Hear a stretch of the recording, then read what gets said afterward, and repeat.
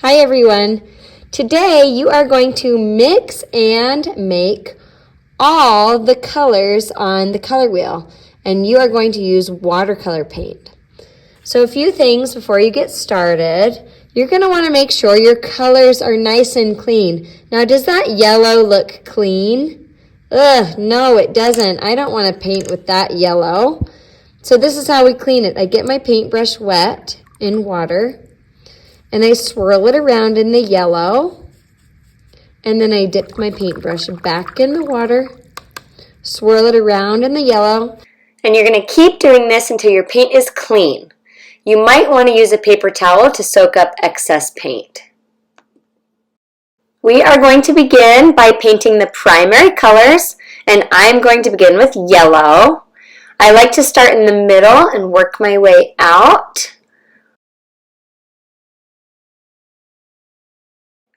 And if you want to stay within the lines, the key is to have the right amount of paint on your brush.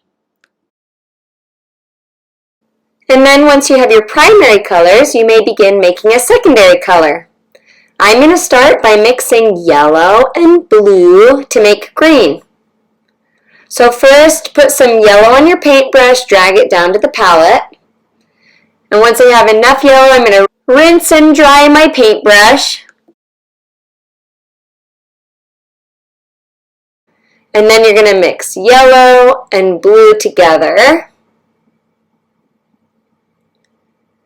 Let's test our green to see if it's the right shade. Well, it's kind of looking dark. So let's lighten it up by adding more yellow. Color mixing is a process, and it's going to take a few times before you get the color right. And remember, when applying paint, start from the middle, work your way out, and you don't need a ton of paint on your brush. We are going to do a tertiary color next. Since we already have green, all we need to do is add some yellow, and we've got tertiary color, yellow-green. So I'm going to scoop some of this green over here and add some yellow to it.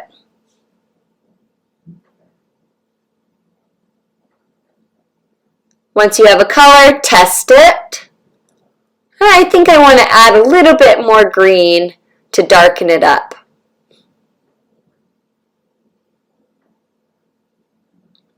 Test it again. Much better. Next, I'm going to take some blue and add it to my green to make blue-green.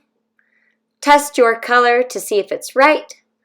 And you are going to continue to mix colors together until you have filled your color wheel. Take your time and try to stay within the lines. My primary color of blue is dry and it looks light, so I'm going to darken it up by layering.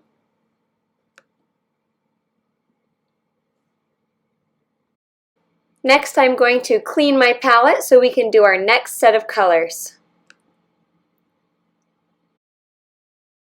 The next set of colors we are going to do orange, yellow-orange, and red-orange.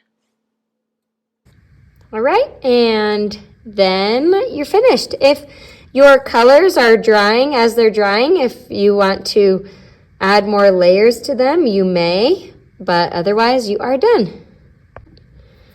All right, so when you are finished, you're going to grab your paper towel.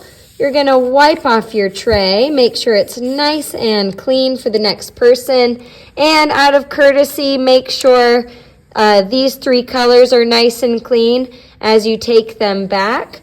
This test paper, you can keep it in your cubby because you can still use the back side, or if it's totally full, front and back, then go ahead and recycle it.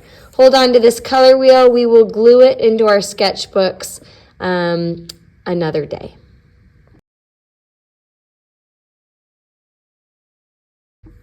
Today we are going to continue watercoloring, and we're going to use our watercolors to paint color schemes.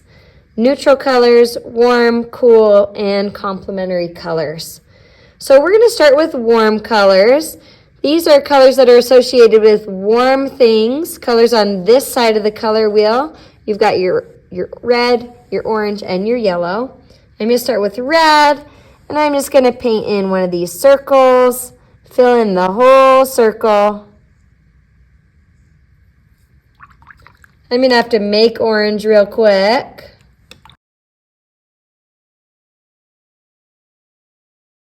I'm going to paint in the whole circle. You might get a little bit of mixing and blending, and that's okay.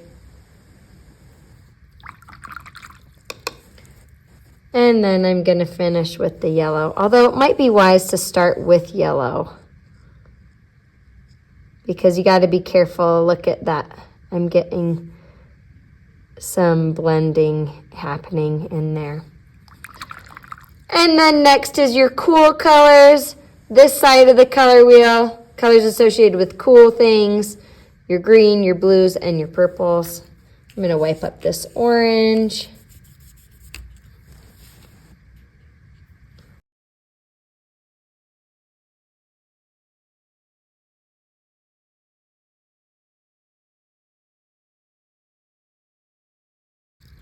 Okay, next we're going to do our complementary colors. Colors that are across from each other from the color wheel. So go ahead and take your paintbrush and put it on top of your color wheel and colors that are across from each other. So we've got blue and orange, yellow and purple, red and green. So what we're going to do here is kind of fun because when you mix complementary colors, you get neutral colors. So we're going to do kind of two at once. So we're going to have to make more colors here. Let's start with yellow and purple.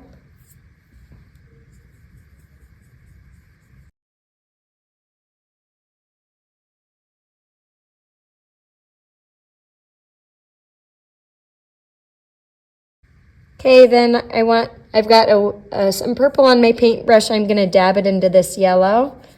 And, ooh, look at that brown. That's a nice brown.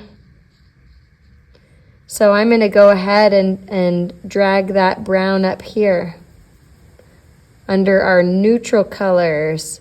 Colors that are not on the color wheel: black, brown, white, and gray.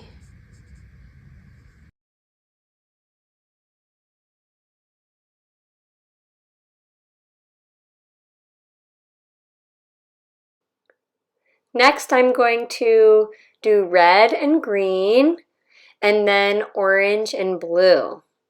So after I make the two colors, I'm going to mix them together to create a neutral color. And if your neutral color doesn't look right, you might need to change the amount of color you have added.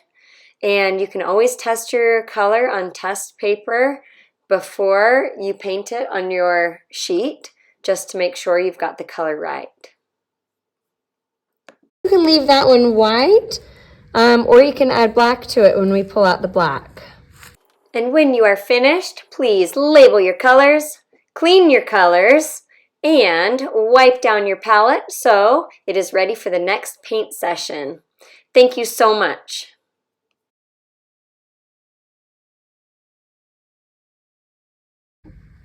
For the final section, you are going to do analogous colors and monochromatic. So analogous colors are 3 to 5 colors that are next to each other on a color wheel. So this color scheme includes a primary, a tertiary, and a secondary color. Now you can do whichever combination that you want. I'm going to do yellow, yellow-green, green, and blue-green. So I'm going to start with the yellow, and my yellow is nice and clean. Now you could also go the other way. You could do yellow, yellow-orange, orange, and red-orange. But for today, I'm going to do yellow, yellow-green, green, and blue-green.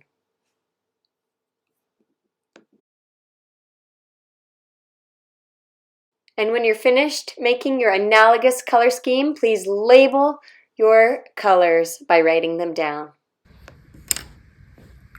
when I'm finished, I'm going to make sure my colors are nice and clean.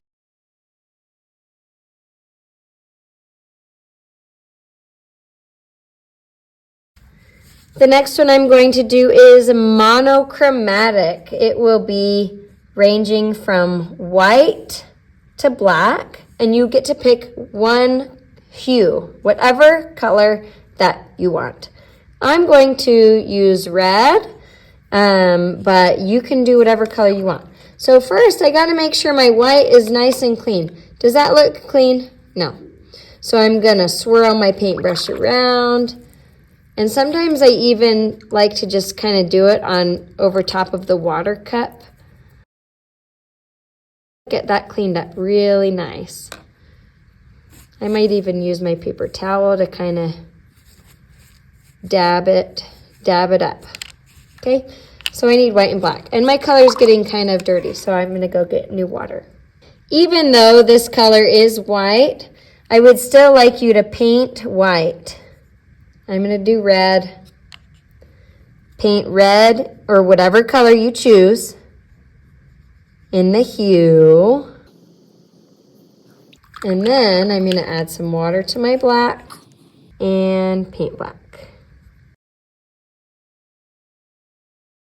I kind of like to start that way. You don't have to start that way if you don't want. So let's do the black side first. So I'm going to get some black. I'm going to pull it up here on my palette. And I'm going to add some red to it. And that's a pretty dark. Let's test that. That's a pretty dark red. I've got my puddle right here. I'm going to go ahead and add more red to it. Let's test the color to make sure we see a difference. We do. And then we've got our puddle right here. Go ahead, add even more red to it.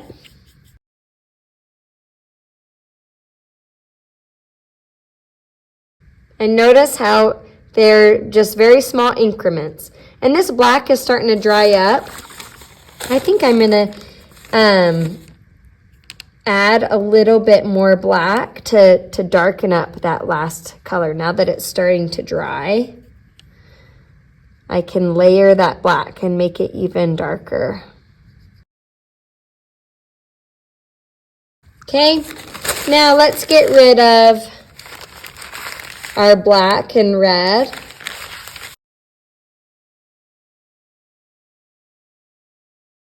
Now we're going to do white.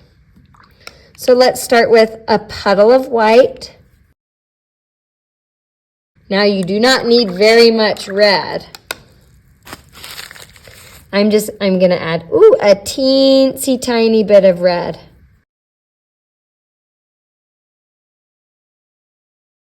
Okay, now I'm going to add a little bit more red.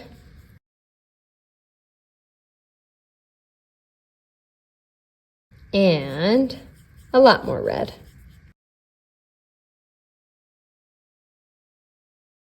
Okay, then when you are finished, you've got a monochromatic scale from white to dark.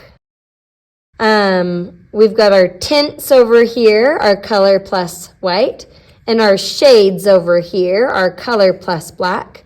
The key to a monochromatic scale, it is one color plus white and black. So then, once you're finished with that, make sure you clean off your palette and clean your colors when you return them. And we will be gluing these worksheets in our sketchbook another day when everything's dry. All right, thanks for watching.